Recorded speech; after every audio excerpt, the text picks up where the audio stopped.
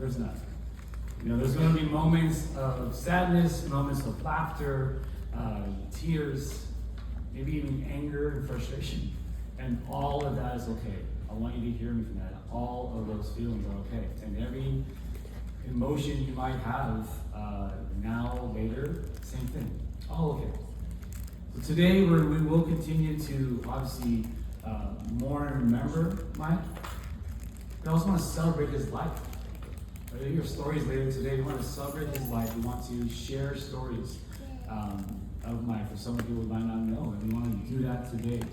So as we go through this morning, I just want you guys just to be able to not just sit and enjoy this moment that we have to remember him, but again, also remind that we're here to celebrate his life. Would you just show me in prayer? God, we just thank you for this morning. Lord, we thank you for all the friends and family who were able to join us here in person, God. To remember Mike, but to also celebrate his life and the things that he did here on earth, God. So Lord, we ask you just to be with us, to comfort us in this time, and as the speakers come up and share, Lord, just be with them as well. As they share just memories and things that are important to them with Mike's life, God. So just to be with us, and thank you so much for this day. In your son's name we pray. Amen. Share it. Come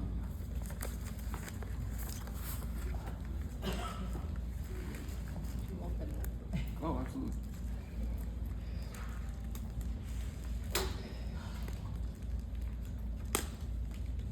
Thank you, Pastor Romano.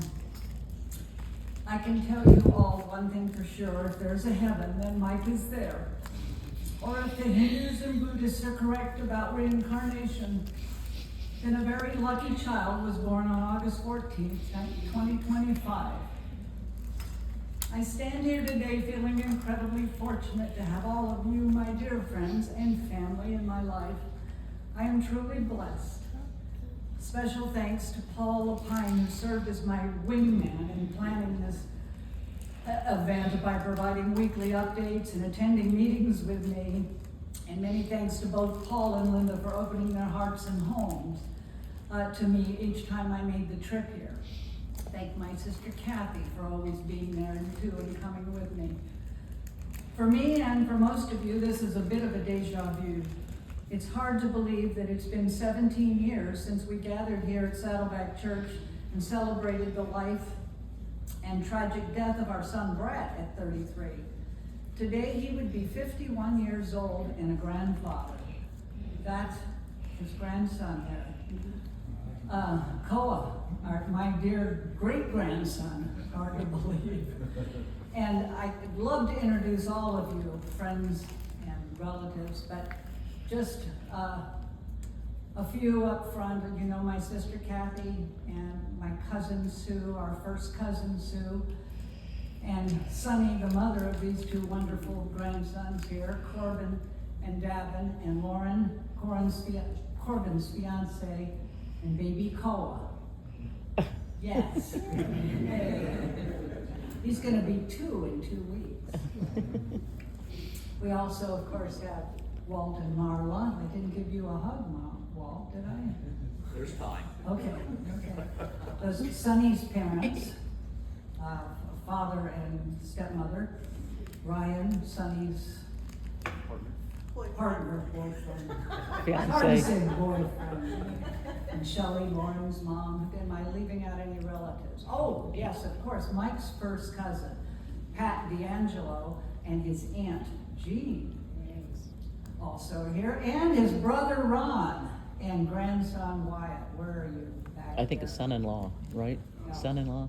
Grandson.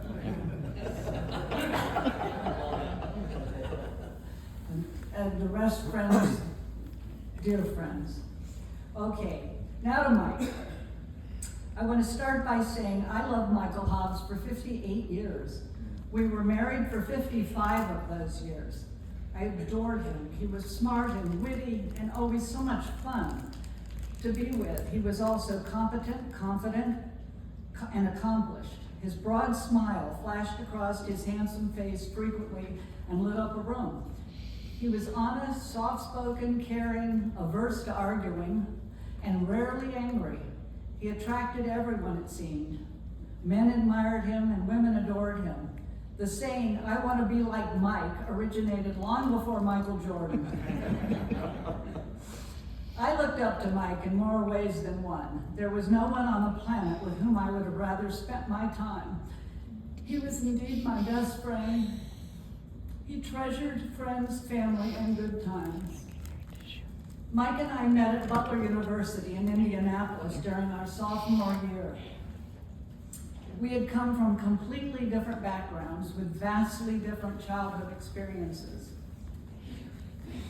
I was born in Los Angeles, and my early childhood was spent mostly on the East Coast in Falls Church, Virginia, in the suburbs of Washington, D.C., where our father, a colonel, worked at the Pentagon as director of air training during the Korean War. When I was 8, Dad was appointed air attaché to French Indochina, and we moved to Saigon, Vietnam. We traveled extensively in Asia during those 2 years that we lived there. When we came back to the U.S., junior high and my first 3 years of high school, I spent in Southern California. That was in the 60s. We were surrounded by entertainment options, from the Beach Boys and car hops on roller skates to the ocean. What a magical time and a place to be a teenager and grow up. Then our father was assigned to NATO, and we moved to Paris, France, where I graduated from Paris American High School. I traveled all over Europe during my time there, and when I arrived at Butler University in the fall of 1965, I had lived on 3 continents and visited dozens of countries. Mike, on the other hand, had not. He was born in the small city of Richmond, Indiana, because the teeny tiny rural town of Centerville, where they lived, didn't have a hospital or a bowling alley or a movie theater. It had 2 bars, I remember that. And they lived way out in the country without other kids around to play with. His brother Ron was 7 years younger. So Mike told me when he wasn't in school, he'd spend hours throwing a baseball up against the garage. His father was a truck driver, and his mother was a factory worker and a homemaker. But luckily, as a teen, Mike's father took him on cross-country trips in his commercial semi-truck during the summer, giving him his first glimpse of a world beyond Centerville. Through the windshield of a cab, Mike saw the country from Canada to California, and he knew he wanted more out of life. His ticket out of the small-town existence was a full-ride scholarship to a university, and he worked hard to make sure that happened. He excelled academically by earning a top spot on the honor roll each year, and he was an exceptional athlete. In high school, he lettered in basketball, baseball, and track and field. He has a stack of blue ribbons for high jump, relay race, and shot put. However, he was an exceptionally gifted basketball player. A newspaper article touts that he once scored 31 points in the second half of an Indiana high school regional tournament. He had multiple college scholarship offers to play, but he chose Butler University in Indianapolis for a dual basketball and baseball scholarship. Lucky me. Our first date lasted 24 hours, starting at Lambda Chi fraternity's formal dance. Then, after changing clothes, we drove 2 hours to the University of Kentucky and stayed up all night to party. Then the next day, following the throngs of college students, we made our way to the infield and watched the Kentucky Derby, drinking beer from styrofoam coolers in the pouring rain. It was the beginning of a lifetime of adventure and fun. With shin splints keeping him benched, Mike quit basketball, and at least college basketball, and gave up his scholarship after his junior year. Later, he occasionally worked out with the NBA team, the Pacers, and some said he could have played pro ball, but Mike was now entranced with sales and had no regrets about what might have been. Besides his good looks and sparkling personality, his competitiveness made him a great salesman and business executive. He was a superstar early on with Johnson & Johnson and was quickly promoted to sales trainer and district manager as they moved us to Scottsdale, Arizona and Naperville, Illinois in quick succession. He won the annual sales contest every year, sending us to exotic locales. Then he was lured away by Medline Medical, and in 1980, we landed back in Southern California, my old high school stomping grounds. We lived in Anaheim Hills and then moved to Del Mar, where he worked for IVAC and Eli Lilly Company. With a job offer as VP, with the young medical company Tocos, we moved north to Laguna Hills. It felt more like being in a cast in a movie with the Blues Brothers on a mission from God. They were saving babies and having fun. Many of the salespeople who worked for Mike over the years told me that Mike was the most influential person in their lives. He loved leading, inspiring, and mentoring. Mike knew instinctively that life was short and zipped by fast, and he was going to enjoy the ride as long as it lasted. He epitomized the adage of live in the moment. I had joked when we married that his job was to love, honor, and entertain me, but he was true to those vows. We golfed on weekends, we went to Maui twice a year for a week of golf, we traveled abroad, we attended live theater, we dined with friends regularly, and then Dale Tyerman introduced us to skiing when we were 40 years old. And Mike was hooked. He went all out, and we skied 2 or 3 seasons each season, 2 or 3 weeks each season in California, and resorts all over Utah. While I was content skiing the blue intermediate runs, Mike needed to tackle the black diamonds and the moguls. Competition was in his blood, whether it was a person on the court or another salesperson or a mountain or a golf course. He collected athletic trophies like some collect baseball cards. He had at least 60 basketball, softball, golf, and tennis trophies. When Mike and I moved to Henderson in 2010, dementia had started its insidious burrowing into Mike's brain. We just didn't know it yet. Here's what happened. In 2008, a year before we moved to Henderson, a year and a half before we moved to Henderson, Mike began a new job as VP of Operations for a startup company, Novellus, conducting clinical pharmaceutical trials in hospitals. The president and CEO, Steve Kenny, where are you, Steve? Who had hired him, was a friend who had worked with Mike for years at IVAC and was well aware of his capabilities. Mike began the job in April. Then barely 2 months later, in June, tragically, our son Brett committed suicide, and a happy life imploded. Still grieving, we both tried to throw ourselves back into the routine of work. But 6 months later, Mike made a startling confession over dinner one night. He looked at me and said that he was having trouble remembering the new information that he needed to learn about setting up and conducting clinical trials. He was 61. I believe now that he was worried about his memory and was trying to warn me about what he knew Steve was about to do. But it still came as a total shock to me when a few weeks later, Steve had to let him go. At that time, I didn't connect the worry Mike apparently had about his inability to learn with his firing or a problem with memory. And Mike never mentioned anything about the reasons he was let go, and I wouldn't suspect there was anything wrong with his memory or brain for 6 more years. But as I later learned, early dementia can only be seen in retrospect.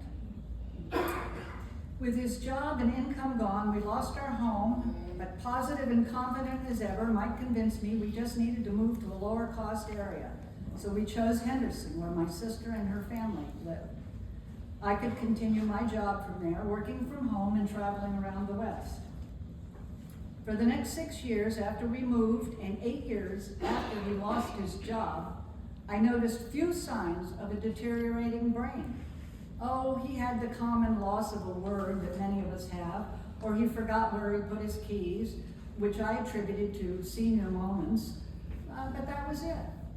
During those first 6 years, Mike worked part-time with my brother and we continued our lifestyle. During that time, we skied, we golfed, we spent a week in Maui, we took yacht trips on the BVI, and we took our grandsons to Europe twice. Everything seemed perfect and perfectly normal.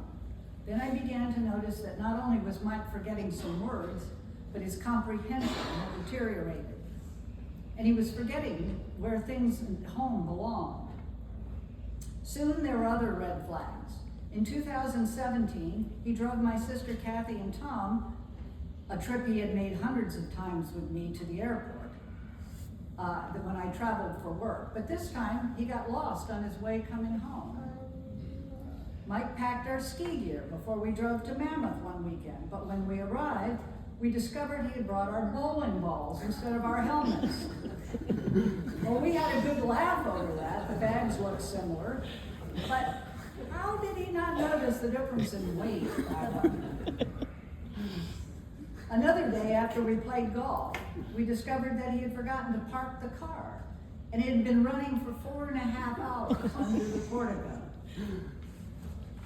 This time, I quietly cried because I knew that something was seriously wrong, and I needed to retire, and Mike needed to get an evaluation. The following year, in 2018, 8 years after moving to Henderson, I did retire. I joined Mike and Tom's bowling team in 2 leagues at his urging and delight, and began writing books. But more importantly, we went to the Cleveland Clinic Brain Center in Las Vegas, where after a series of written and oral tests, followed by a PET scan of his brain, the vibrant, full of life man I married was diagnosed with logopenic progressive aphasia. It's a rare dementia not caused by Alzheimer's, which causes 60 to 80% of all dementias. Dementia, simply put, is brain damage. And brain damage is progressive and terminal. What caused Mike's brain damage? Well, like frontotemporal dementia, the kind that Bruce Willis has, LPA is rare and the cause is unknown. Was it triggered by the horrific suicide of our son Brett, to whom he was so devoted and close? Was it caused in part by his early hearing loss? I speculate about those possibilities in my book, Descent into Dementia Land, but no one knows for sure.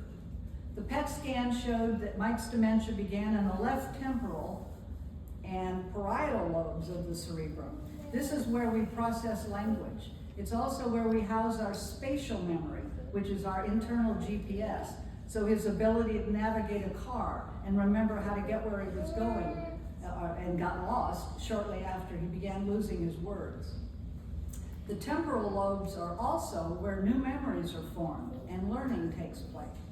Now, in hindsight, I knew that that's why he couldn't learn the new information for his job 10 years before. We need memory to learn. One day, shortly after his diagnosis, Mike pulled me onto his lap and said, "I know I'm losing my memory, but I'm happy. I enjoy every day, Sherry."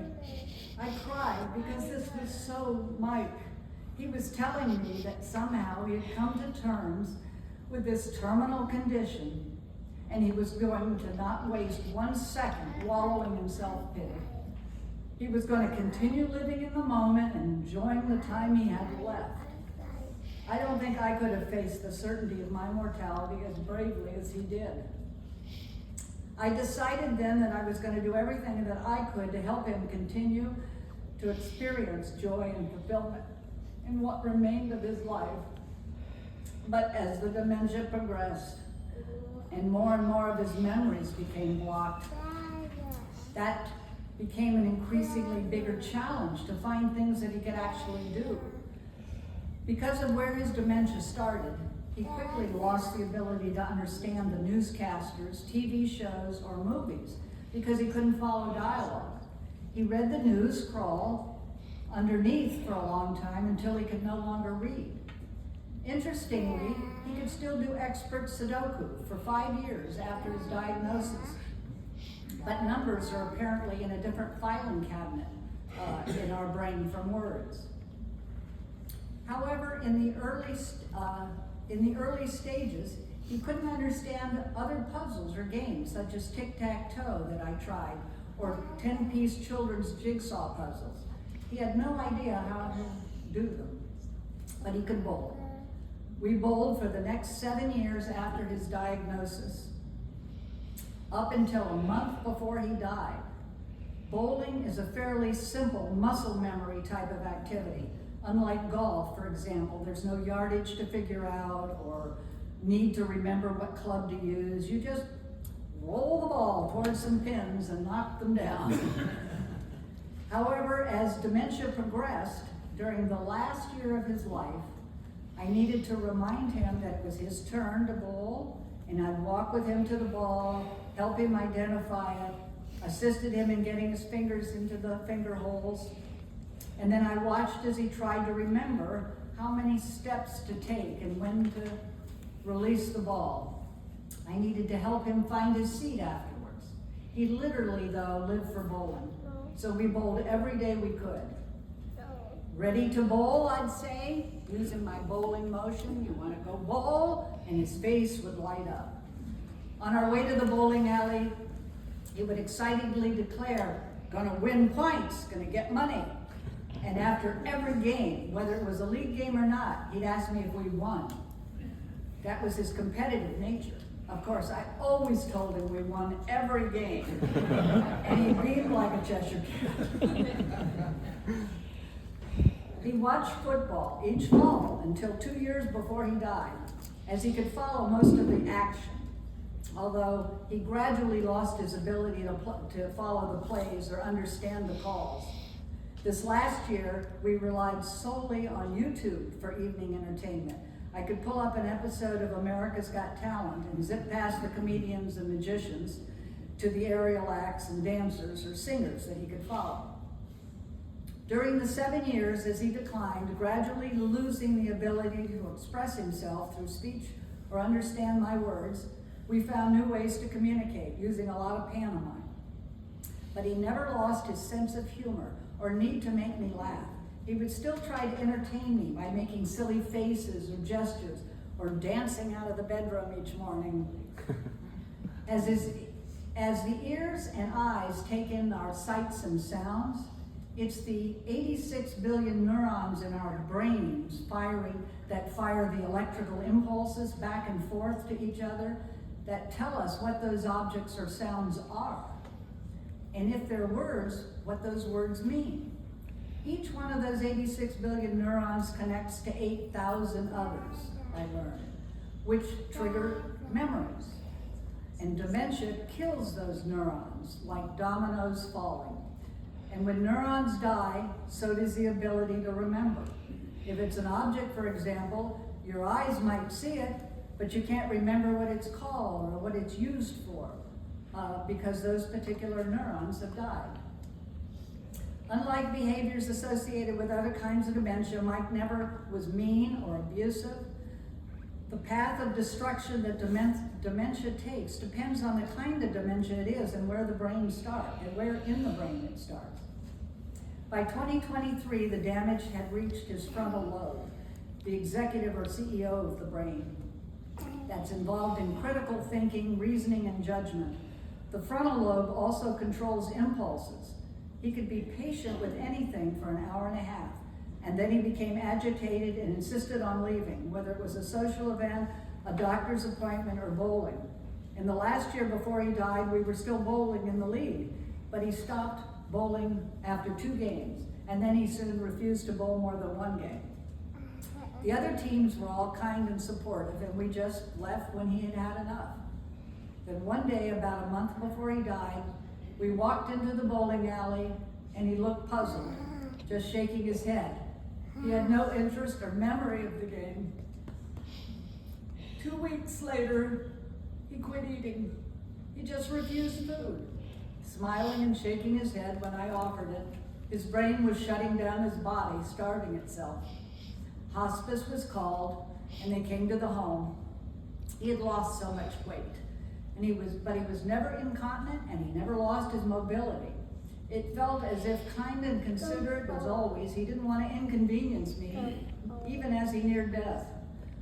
He was kept comfortable with anti-anxiety medications, but after a few days, he also refused all liquids, including water. He said he loved me frequently, and he held my hand as he lay in bed. And the last week, they brought in a hospital bed so that we could put it next to mine, but he never opened his eyes. One day he just stopped breathing. Almost every minute someone is diagnosed with dementia, almost every minute. It's the 6th leading cause of death. 55 million people currently have dementia, and this number will double every 20 years. Unlike cancer, which can be cured if caught early, dementia is always fatal. It's horrific and in an inglorious way to end an otherwise brilliant life. It robs a person of not only their agency, but their dignity and their personality. We need to find a cure. It's a drop in the bucket, but the profits from my book are donated to dementia Alzheimer's research. As Mike lost his abilities, we shared so much love, laughter, tears, and joy as we learned to navigate this unexpected unamusement park, as I call Dementia Land. I love Mike Hobbs dearly, and it was a privilege and an honor to travel that last treacherous road with him in our otherwise storybook journey. Thank you.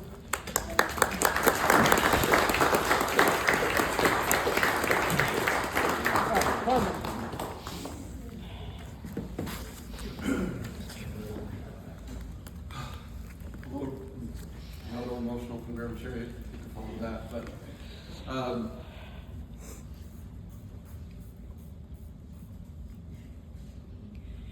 Give him the tissue. Give him the tissue.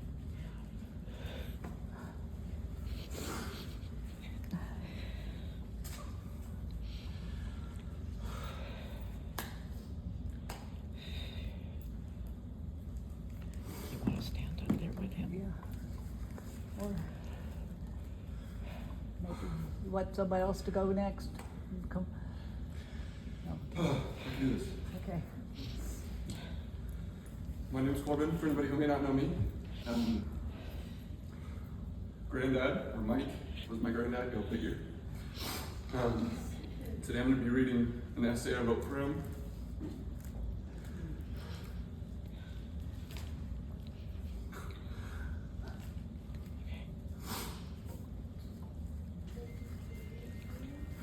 Huh? I can do it. Alright. I wrote this essay for him a few years, in like 2019, when I was applying for college scholarships. And the scholarship had more of an informal prompt of who is your role model and why. And throughout my academic and schooling career, whenever I got a journal prompt like that, I always chose Granddad. Speak a little more in the microphone. Oh, Sorry. Yeah. Is this better? Whenever I got a journal prompt like that, I always chose Granddad as the subject matter. I just remember as a kid looking up to him as a grandpa. Obviously I'm biased, but I really felt like he was one of the coolest guys that I had to look up to. He was smart, he was successful, he was funny, he was good at literally every sport that I wanted to be good at. And so it was easy to choose him for a paper like this.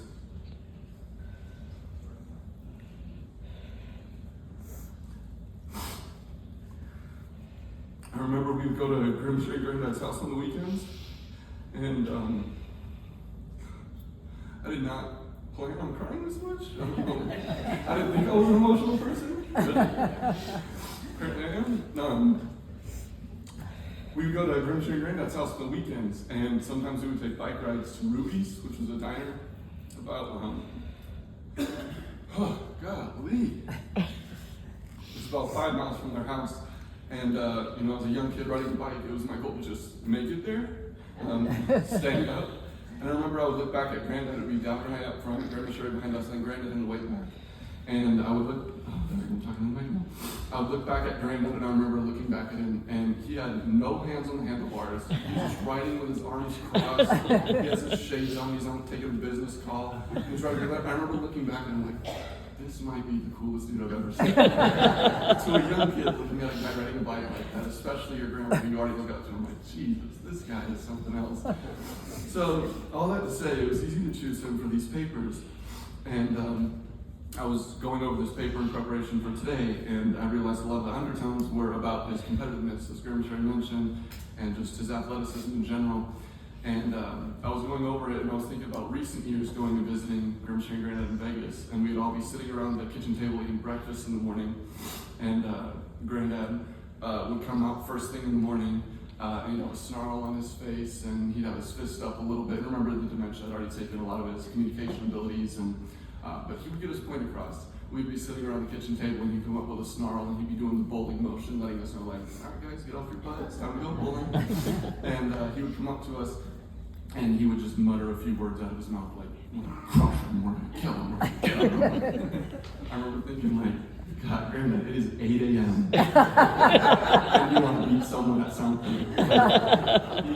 You could not, the dementia could not touch that competitive gene. That was something it was not going to touch. He was a competitor through and through and stayed consistent. And I thought it was funny, thinking back to his younger years, he was not a basketball court in a 20-mile radius was safe from this guy's competitive drivers going there and being the best player in the court. And then even in late stage retirement dementia, not even the Sunset Casino senior bowling team was safe from this guy. Like, he was just a dog.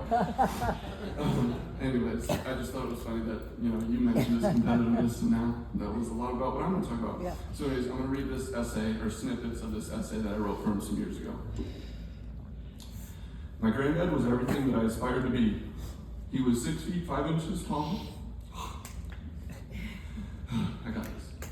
He was 6 feet 5 inches tall and had a six-pack that would put most younger men to shame. He had skin the color of soft brown leather, and he was always dressed to the nines, even if we were just running to McDonald's for a late morning breakfast. My grandparents moved to Las Vegas when he was 63 and I was 11. When we visited, Granddad would take me to the open gym up the street from their new house. I remember the feeling I would get when he told me we would shoot hoops. There was not a thing in the world I would have rather done than play basketball with him. I remember walking into the gym the first time feeling so irrelevant. Everyone playing was older than me or a lot bigger. Men in their 20s and 30s. Former high school and college players even. The gym was packed and they had 2 games going on, one on each end of the court. I would have been perfectly fine playing horse with my granddad on the side court, but Granddad was different. He needed the competition. Shocker. He told them we wanted to play, so after a few games it was our turn to join one of the teams. I remember walking onto the court and I could tell they were laughing at us on the inside. Perhaps it was just my insecurity, or maybe it was a combination of both. An older man and a 5'4" kid who probably weighed 90 pounds soaking wet approached the court. Of course, Granddad, calm and collected as he always was, strutted onto the court ready to play. Little did he know I was shaking in my sneakers. The kid guarding me was twice my size, and I had seen him dunking in the game before. The game began slowly with the opposing team starting with possession of the ball. It was winner's ball, meaning you keep the ball when you score. Granddad and I could not touch the ball for the first few minutes. The other team missed, and it was our ball. One guy on our team was at the top of the key, and he checked the ball in. I remember he ran over to me and passed it off. He set a screen for me in what seemed to be a nice attempt to include the little kid. I nervously dribbled over to Granddad and passed it off to him. Granddad, the sharpshooter that he was, standing 3 or 4 feet behind the three-point line, threw it up with what looked like a lack of effort, and splash, the ball went in. I remember some guys laughing as if the old guy got lucky. The funny thing was, I was laughing twice as hard because I knew he was just getting warmed up. For the next 30 minutes or more, Granddad put on the show of a lifetime. I remember watching in awe as these grown men in their physical prime, as he made these grown men in their physical prime look like a high school team scrimmaging with Michael Jordan. He wasn't moving faster than they were, he wasn't jumping higher than them, and he didn't out-muscle them. He simply was showing his inveterate talent. It's hard to explain what I was watching, but his moves were smooth and each dribble was cleaner than the last. He could knock down jumpers from 35 feet away and lay it up just as well. Every basket was just pure finesse and swagger. He made it look so easy. At the end of the game, they all went up to Granddad and made it a point to shake his hand. I remember a kid who was a son of a player on the opposing team came up to me and asked me if Granddad played in the NBA. I walked out the gym so proudly, making it a point to stay close to Granddad, so people knew I came with him. I could tell what just happened wasn't a big deal to him at all. It was the usual for him. But for me, it was like watching a movie unfold in front of me, and my Granddad had a starring role. He's handsome, he's tall, he's athletic, he's funny, he's charismatic, he's smart, he's kind, he's a great provider, and the list goes on. So if we go back to the original journal prompt, and you ask me, who's your role model and why? My answer is, and always will be, my Granddad. Thank you.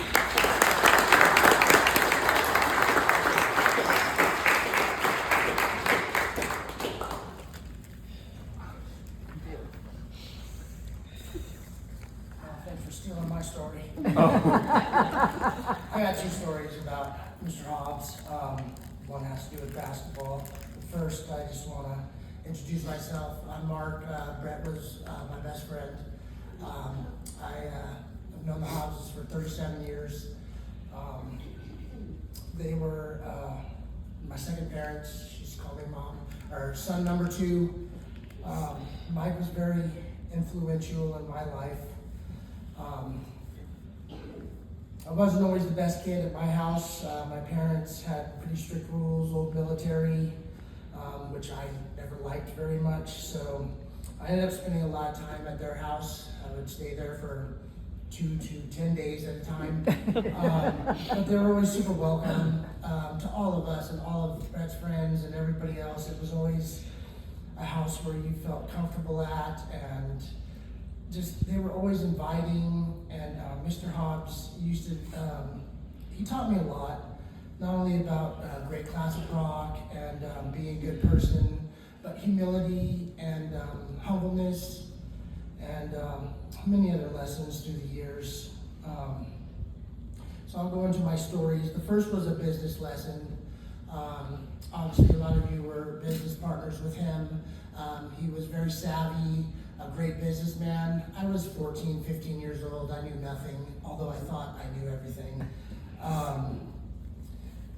Me and Brett, he offered us $400, I think it was, to clean the hill. So in Nellyville where we lived, there were these big, long, steep hills, and it was all old California brush. And so we got up there with these weed whackers, and we were weed whacking, and then we'd rake them down, and then weed whack more, and rake it down, and then we took it out to the dumpsters, and he gave us $400 for that. And apparently, while we were doing it, a bunch of the neighbors had seen us working on the hills and come to the front door. Well, Mike answered the door, and he said, yeah, let me talk to the kids about maybe doing the job for you. And so he came back to me and Brett, and we were back there, you know, sweating balls and, sorry, church, and drinking soda pop.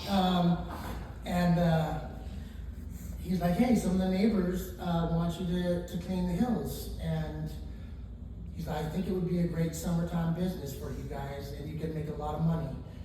He's all, but you're not working for enough money. You should be making about $800. Which, like right there, I thought, I looked at Brett, and I'm like, but you only paid us $400. And he said, you didn't negotiate. I mean, that's important. That's something I've carried on into my life now as a construction project manager in construction. He said, you didn't negotiate, and you're worth more than what you're doing. It's taking you 2 days to do this. You're not making anything off the dumpster rentals. He's like, you should charge $800, make $350 a piece, make $50 on the dumpster rental, and that's how you do it. And he became our guy.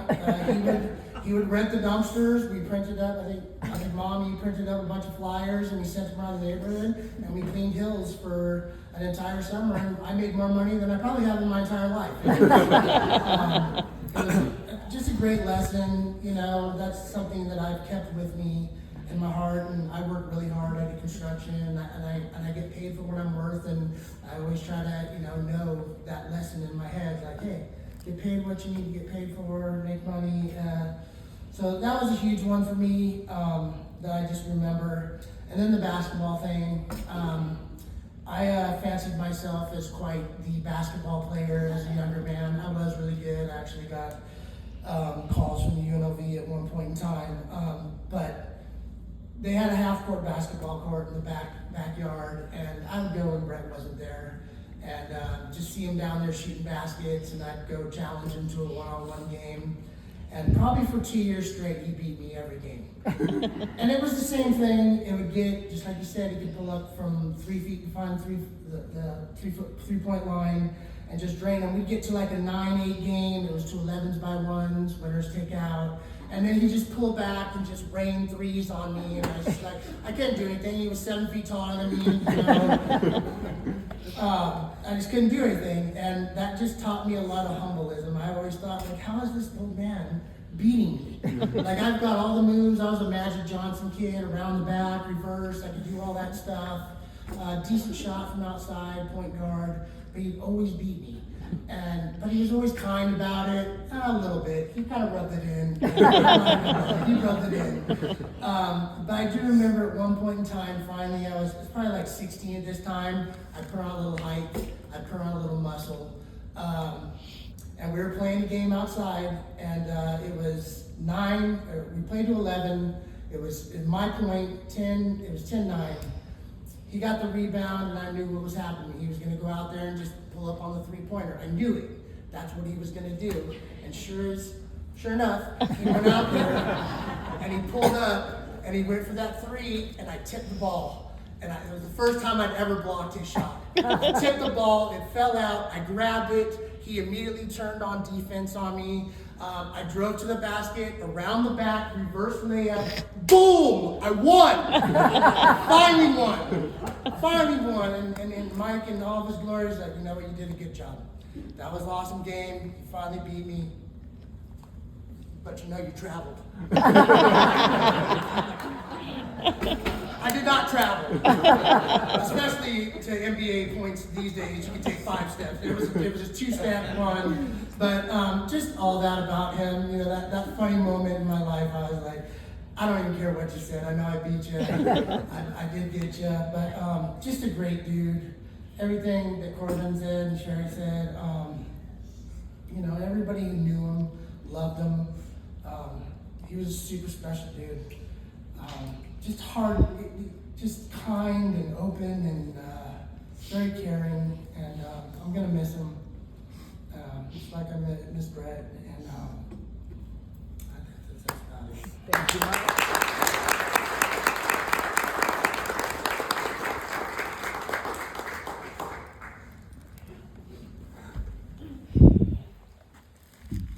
My name is Steve Kenny, and Sherry gave me the heads up that it could only be 5 minutes, so I had to reduce my 4-hour talk to 7 pages, but it's 7 pages that I can read. I have a basketball story as well. Let's just go quickly. Mike put together a ragtag group of us at IVAC, and we joined the league. And the first game, they were smoking us like by 20 points at halftime. And Mike got around, he was laughing and smiling, and Mike said, "We got him just what we want him. They don't think we can play basketball." And of course, the whole objective was just to feed Mike, because he was obviously the star of the league. But anyway, I've heard it said that we come into this world with nothing and leave with nothing.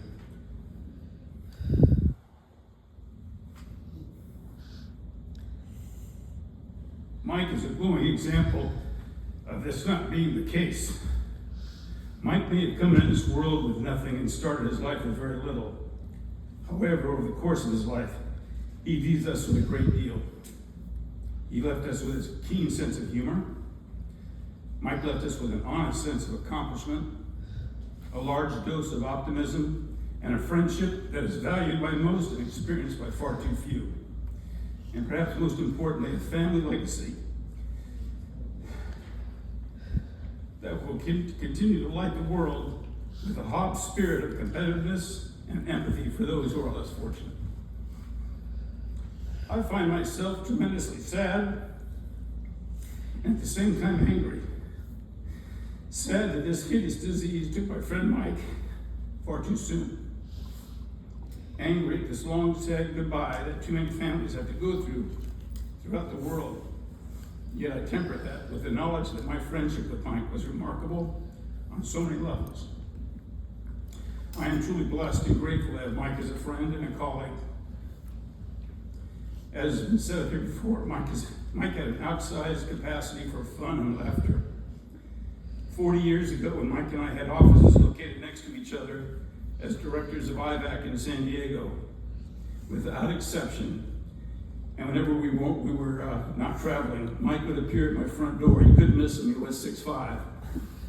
On a Monday morning, with that silly grin on his face that all of us here are familiar with. Mike would say, "Hey Steve, I have a joke for you." The laughter from him would start slowly as he began his joke or the story. Midway through the joke, Mike's laughter would overwhelm his ability to clearly speak with any clarity. By the end of the joke, Mike would have cracked himself up to the point that honestly, I had no idea what he was saying. As he finished, he looked at me and said, "Didn't you think that was funny?" And my response invariably was, "Mike, I'm quite sure the joke was real funny. However, I couldn't understand a doggone thing that you said because you were laughing too hard." He would then say, "Trust me, Steve, it was real funny," and then retreat back into his office.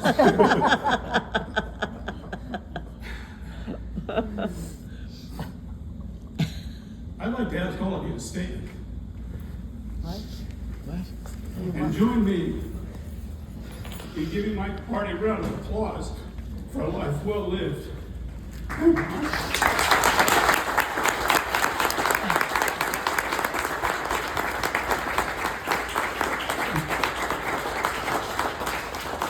So until next time, I keep laughing. Thank you, Steve.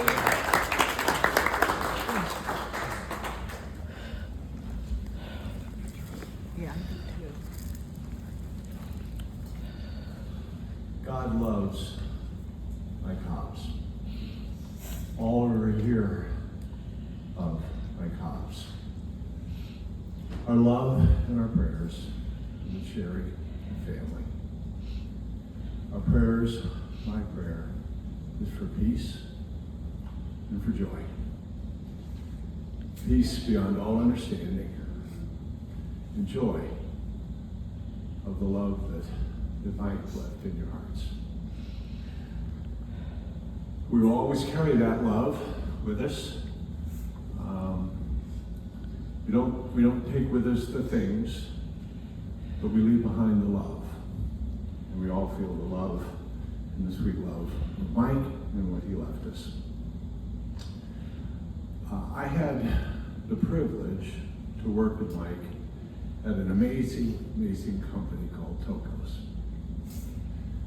Tokos was an amazing company for a number of reasons. One, as Sherry mentioned, the mission. And we were about healthy babies. We were about helping mothers have a baby that they may have tried several times to have, only to lose that baby, have that baby die in a neonatal intensive care unit. And our mission was to bring those pregnancies to term and have a healthy, loving child and start that child on a wonderful, wonderful life. So the mission created a spirit of brotherhood and sisterhood. We were a band of brothers and sisters. We were a family. Mike was a huge part of that family for all of us.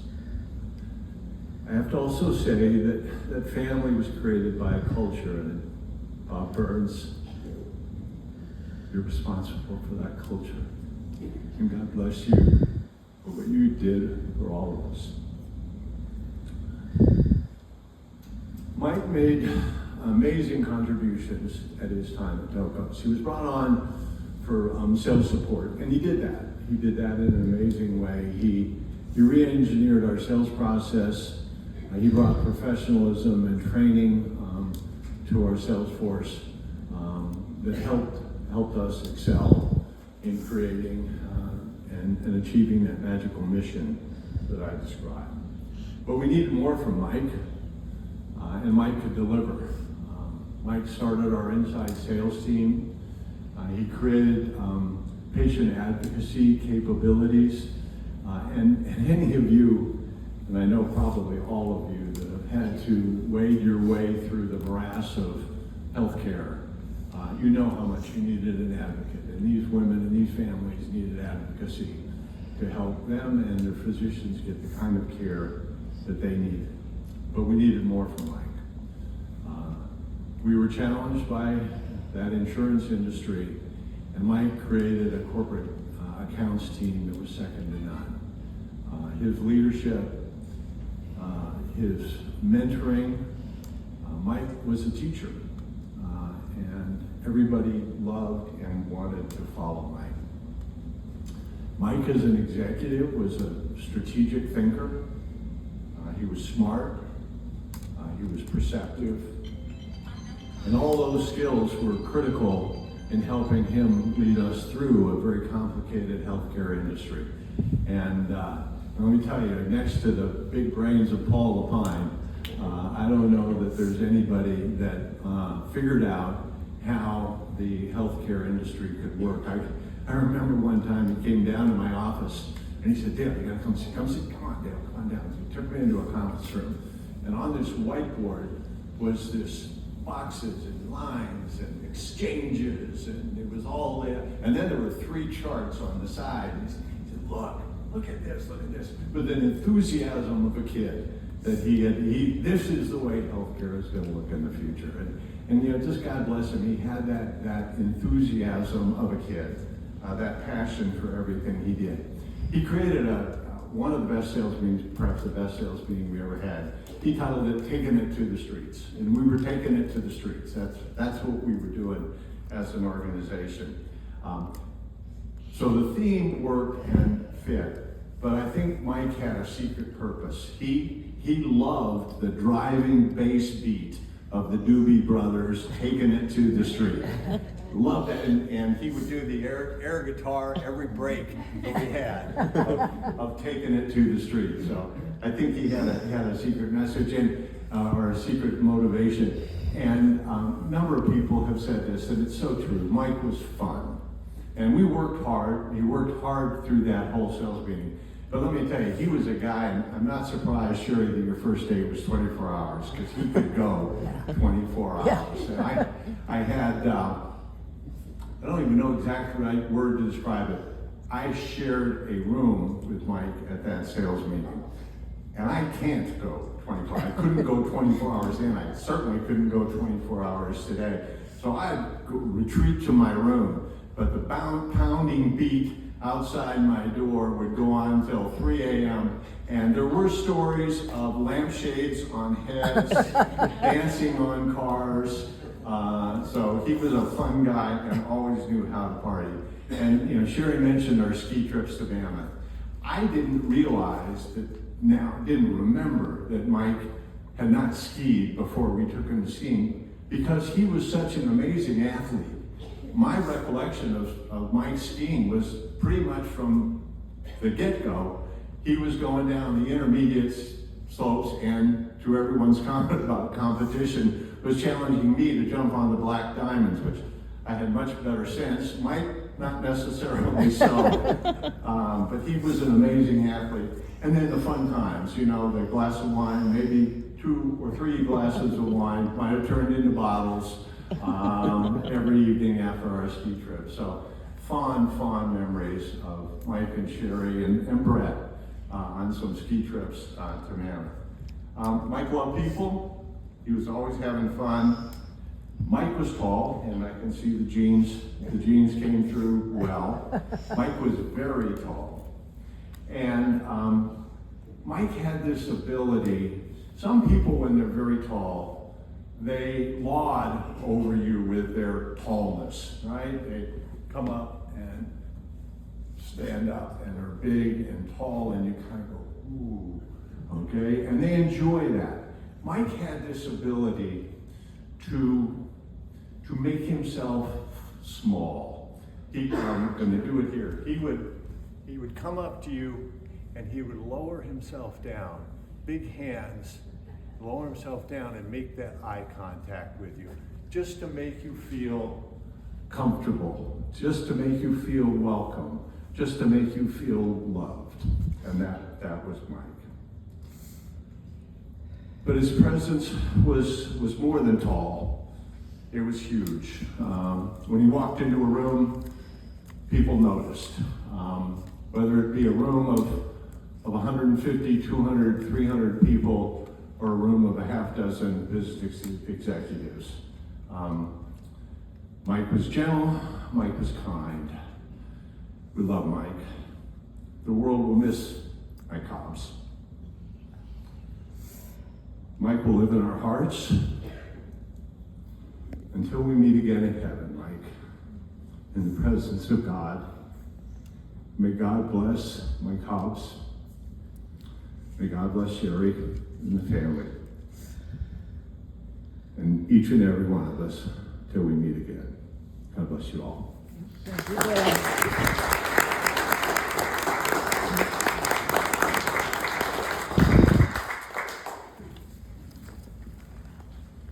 I know Paul and Charlie. Charlie, you ready? I wanted to say a few words. Sherry, I'm not on the program here, but I couldn't pass this opportunity up. First of all, I'm Charlie Hearn. Mike and I worked at 3 companies together. We go back to 1984. Worked with Mark Lieberman, Steve Kenny, Mark Campbell here. So his legacy goes way back.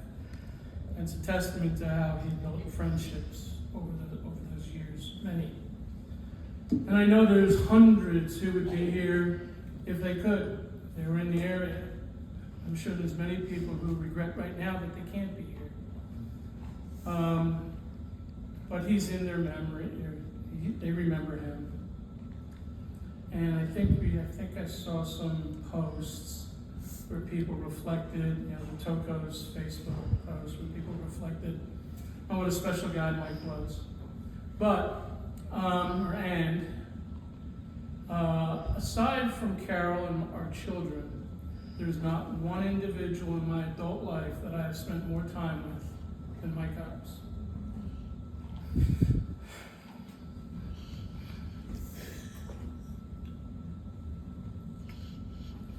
We worked together, we created together, we solved problems together, we celebrated together, we played more golf than I can imagine. I was ended up the other day. We played 38 golf courses. From Westchester Country Club in New York to the Farms and Rancho Santa Fe, Steve Kenny's club, and many places in between. And obviously many of them multiple times. So, and Mike got me into golf when we were at IVEC.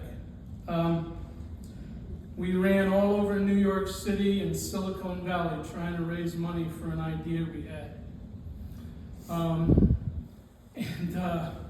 I remember, it took several people here know what it takes to raise venture capital. It's not an easy thing, especially just with an idea.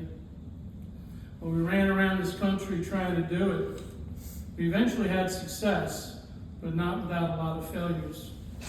And I can remember, because we tried to line up people we'd meet and all this over weeks.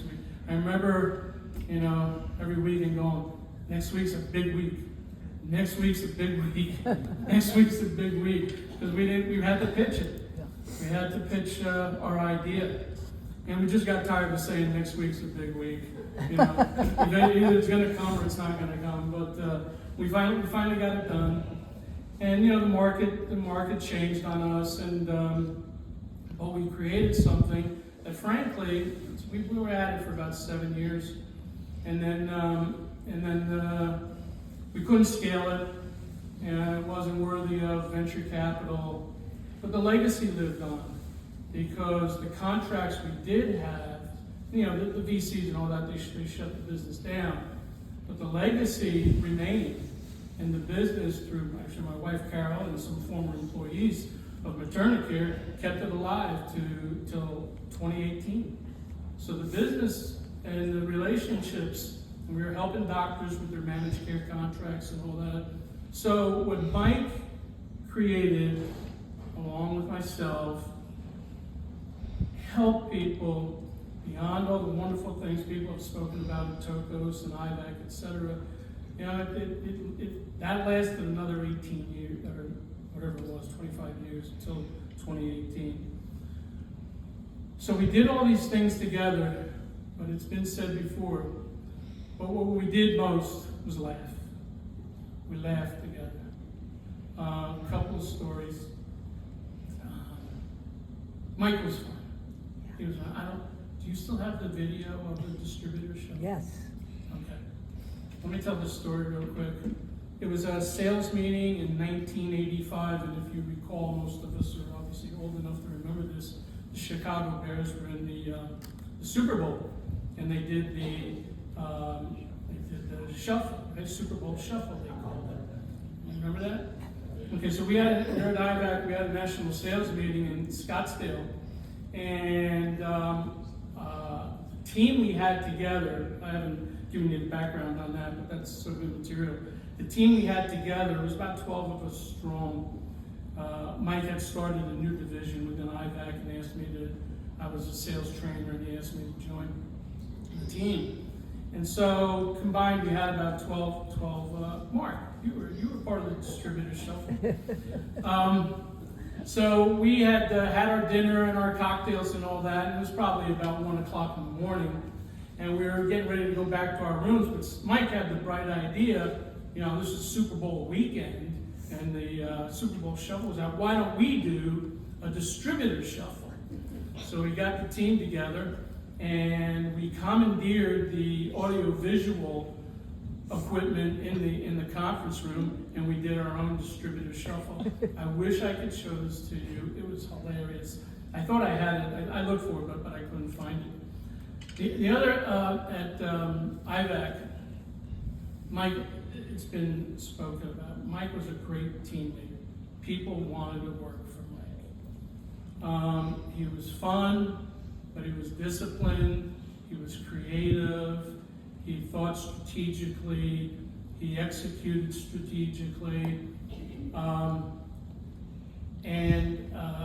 So we gathered, the team was gathered together. We went out to dinner down at the old Marriott down, Intercontinental Hotel down in San Diego. It's the Marriott down there on the harbor right now. We had a team dinner. Again, there was about 12 of us. Mike had his budget. He had a budget for the dinner, obviously. He had a $1,000 budget. But the bill came, and it was $600. He got the bill, he looked at it, $600. He started to laugh. He gave the bill back to the waitress and said, "Don't give this back to me until we hit $1,000. More wine for my So we left when we consumed $400.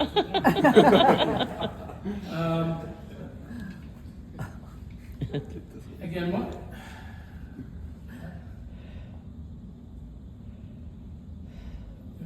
There was Tocos. I want to go back to Tocos, and people speaking of Mike's executive skills, problem solving, figuring things out. Mike left IVAC, went to Tocos. I had been transferred from IVAC to the East Coast, running a region out there. Long story short, Mike, Bob, Craig recruited me to Tocos. So this was 1980, I got there end of 86, it was 1987. And everybody was just trying to figure it out, trying to figure out everything. Mike's responsibility was sales, it was the sales process. My week, for the first year at Tocos, my week didn't end until 8 o'clock Friday nights. So, but I got home at 6. And every Friday night for a year, I spent 2 hours on the phone with Mike, just talking through the sales process, the dynamics of the market, the sales process, profiling the people we wanted to hire, what needs to happen in terms of training back at the home office. We solved problems together. We created together. And again, we just had fun together. One last story. We're on church grounds. This is probably the most meaningful thing to me in my relationship with Mike. I'll never forget, years ago, I'll never forget a robust conversation we had over dinner, and we had many dinners together. The subject of God came up. I'm a cradle Catholic and practicing Catholic, well-grounded in my faith. But I wasn't looking to convert Mike, or, that wasn't the topic of the conversation. The conversation was about, is there a God? I came at it from the perspective of my faith. Mike came at it more from an agnostic point of view. But what Mike proceeded to do, and this was very illuminating for me, it changed my life in a lot of ways. What Mike proceeded to do was describe what he thought was good and what was good in people. A virtuous life he described, which Mike lived, a virtuous life. People have already said he was kind, and he was super kind. And I think that's what attracted people to Mike. But when he got done describing what he did believe, he's agnostic, he was unsure. He wasn't atheist, just unsure, right? But when he got done, I just listened. When he got done describing what he did believe, I leaned over and said, Mike, you just described God. You described what God is. You are a reflection of right there. It wasn't about what religion you are, what services you attend, how you practice your faith. It's about how you live your life and how you treat other people. God says to love your neighbor. That's what Mike did. So, that was reflection of God. And I think, let's go back to 41 years, I think I became friends with Mike a very long time ago because I saw God reflected in him. He was his best friend.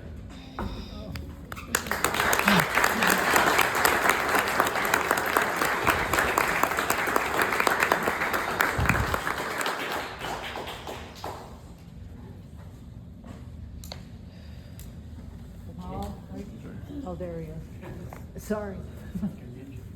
Ninja. Thank you. Sherry, thank you so much for putting this together. Oh, you, big part. Larger than life. Right? We've heard so many great things about Mike, father, grandfather, husband. But and also we've heard so much about his career here, what he did. But what was it that really drove, what was inside Mike that made all of us, right, want to work with him? What a fellow. He had foresight. He could see what the customers wanted for most of us in his practice. He saw the markets changing. Charlie illustrated that beautifully by saying how physicians want to organize their practice, how they want to get fairly paid. That was emerging and it created a turn. And even early on, he saw at Tokos that we could make a difference. Help moms and babies. Save money for insurance companies. And also create an organization that we were proud of, that had vision, that had a feeling that beyond just a business. It was healthcare. We were touching lives.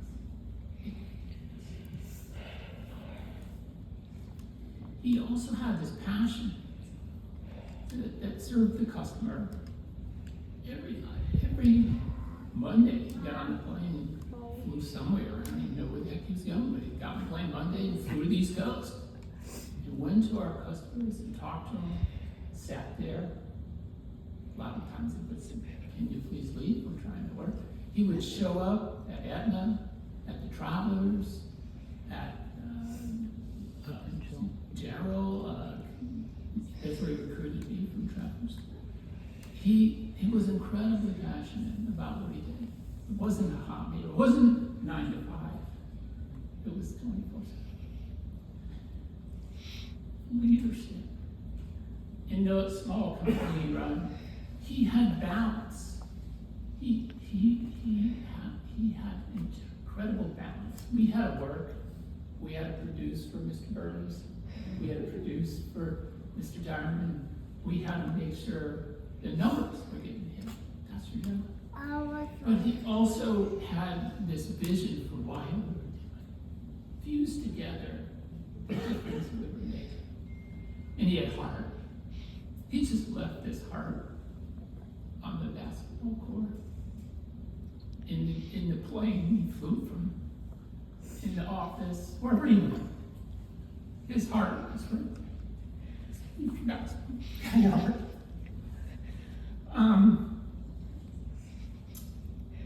I think that we're all reminded, of all the success he had in his employment. We heard about the wonderful jobs he had here across.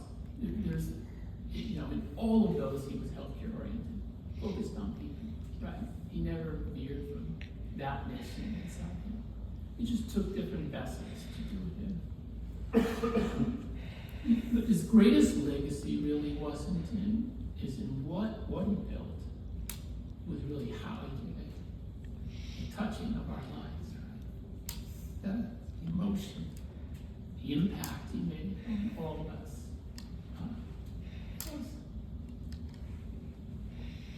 Can't bottle. It's there. Through his optimism, his humor, the jokes, we heard about. Yes, we all heard his jokes. His belief in people. We're all better off when knowing Mike. Who he would say, hey, what a jerk, I don't know that guy. We all are better off. He touched everyone. I think that's what you were getting to, Charlie. The spiritual side of what the vessel that he was to all of us. I think, I have to add my thanks to Bob and all the Tokos team here. It's a family. Yeah. I was happy in Hartford, Connecticut. Snowy December, sitting at my desk, waiting to get the bus home. My wife wouldn't be yelling at me. Phone rings, it's Mike Hobbs. What is that? I don't even know what a Mike Hobbs is. That's when you had to answer your phone because you recognize it. Da-da-da-da-da, maternity care, we do this, we monitor moms. What are you talking about? We think we can save you money at the travelers insurance company. We think we can help you improve your vision. I want to come to Hartford to talk to you. You want to come to Hartford? We only get 3 minutes of sunlight in December. It's in here. 3 days later, he was there. I brought him into a task force I was on for managed care. Insurance companies don't know how to manage care. They know how to manage money. Mike went on and gave us this beautiful story of what Tokos was doing and how we were doing it. And we said, thank you very much. And they all looked at me in the room, who is this guy? Why are we here? And meeting was over. He called back. He came back. He saw me a second time, a third time. And he went to see all the other insurance companies because Hartford just had insurance companies. That's all. They were allowed to be there. And he finally won us over. He convinced our giant travelers to pay for their services. And it made so much sense to us after we really thought about it. And it was his fortitude, vision, spirit, core that made that difference for us. And it helped launch what we were trying to do. We needed to get paid for what we were doing. We were bringing values to moms and babies. We were bringing values to doctors by offloading burden to them. And we were bringing values to insurance companies by lowering costs. He saw that was his vision, to see things that no one else could see, weave them together in a story, and bring those to life personally. I don't think Mike would love the world we live in today with emails and phones, and there's no personal there's nothing personalized about business anymore. But for him, getting on a plane, flying somewhere, gonna meet with somebody. I'll stay there 2 days, 3 days, till they finally meet with me. And I'll convince them. And he did. And he did convince them. And for him bringing me on to Toko's, I'm a living body of personal change, right? I got to leave snowy Hartford, land here in beautiful Orange County, California, and for 30 years we've been out here and just had this wonderful life. And Mike wasn't happy with me just working for him. No, we gotta go skiing. We gotta play basketball. We gotta go camping. We've gotta go on vacations together. And this guy was in our life beautifully, wonderfully, magically. So, that's the Mike I know. That's the Mike that I think all of us know. And that's the reason we're all here. That guy. So, Sherry, thanks for bringing all those people together. Thanks for everything. God loves us all. We love him. And you can feel the love in this room. Everybody, thank you very much.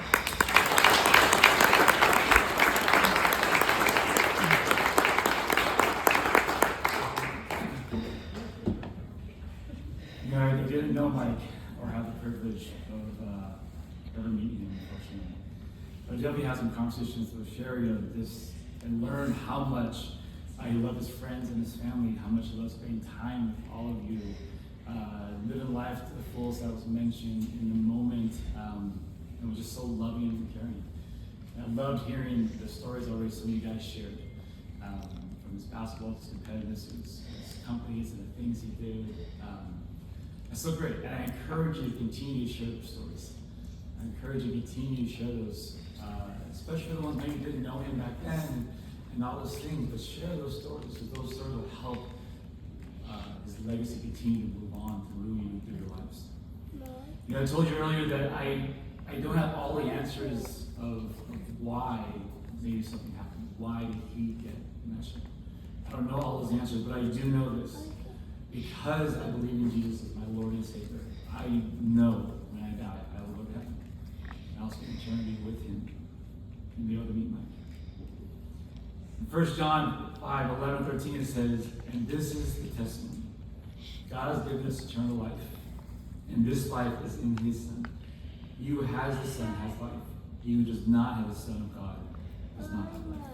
I write these things to you who believe in the name of the Son of God, so that you may know that you have eternal life."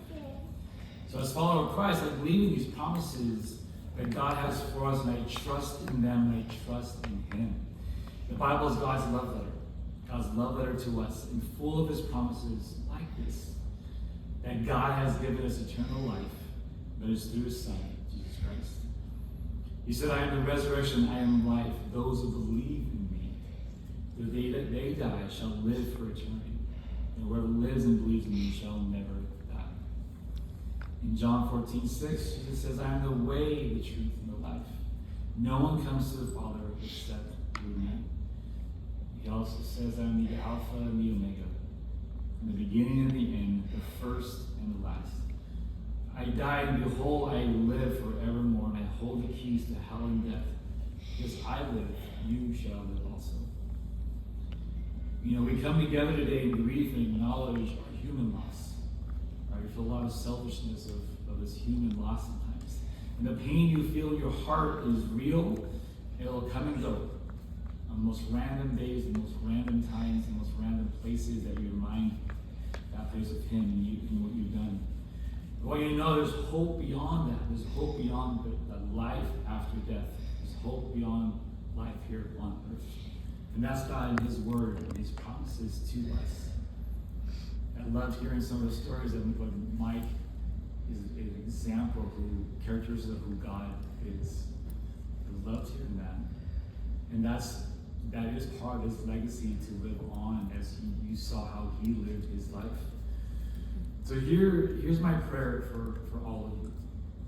My prayer is, may God grant you grace, that in pain you may find comfort, that in sorrow you find hope, and in death knowing that there's resurrection and life in heaven. And I want you to know that Jesus loves you no matter what you've done. He loves you no matter what you will do. Right? That's the unconditional love that God had for Mike. And it sounds like that's the unconditional love that Mike had for every single one of you. So I end with this scripture for you guys today. It's from Matthew 11:28. Jesus says, "Come to me, all who are weary and burdened, and I will give you rest." Come to me, and I will give you rest. Whether it's the next day, the weeks, the months, the years to come, again, my prayer for you is that peace and that rest and that comfort that you feel you'll have, knowing there's life after death. So let's pray. God, we thank you again just for this day. We thank you for the family and friends who are here, the ones who have shared their stories and memories of Mike. God, thank you for gifting him with so many skill sets and things that he was passionate about. God, I loved hearing that everything that you gave him as a gift and a skill and a passion, he used for your glory, for your good, connecting with people, loving on people, being an amazing dad, grandfather, boss, co-worker, friend. God, he used everything it sounds like that you gave him here on earth. He lived life to the fullest. So God, we thank you for the life you gave him for all those years, God.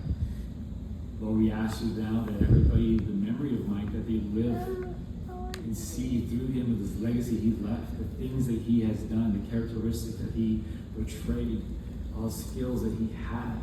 He might not have all his gifts or personality of life that he lived, but we do have examples of how he did it. Lord, so I ask that you just pour that into all of us here. Continue to give comfort, care, and love to everybody in this room, whether that's days and weeks to come, that they continue to feel your love. It's only the same way Mike felt your love, God. Continue to feel that through the days and weeks and years to come of just the loss we have on earth with Mike, God. And ask you just be with them, be with the family, be with the friends. Now let us just enjoy the rest of this day with memories and stories to tell about Mike. God, thank you so much for the life you gave him. In your son, you pray. Amen. Amen. Guys, thank you again so much for being here. It's not over. We have lunch provided for you. So during lunch, we'll show a slideshow as well for you. And I believe, again, just continue to show us over every table you're sitting at. Share as much stories as possible. Pastor, would you tell people where the restroom is too? Yes, we have two, so depending on how many stairs you want. We have a restroom. You go down these stairs all the way down. It's really right below this building. There's a restroom down the stairs, a little to your left. We want to go one stairs, which is my preference. One stairs down across the way, you'll see like the worship center and the auditorium. There's a restroom where there's a TV screen. There's right there. So there's two restrooms. Well, is that the one you take the elevator to one and walk around? You walk all the way around the building. Yeah, the elevator is right behind me here. Okay? I apologize, there's no restroom up here. No. All right, guys, have a great day, and again, encourage you to keep sharing your stories. Thank you guys so much. Thank you so much.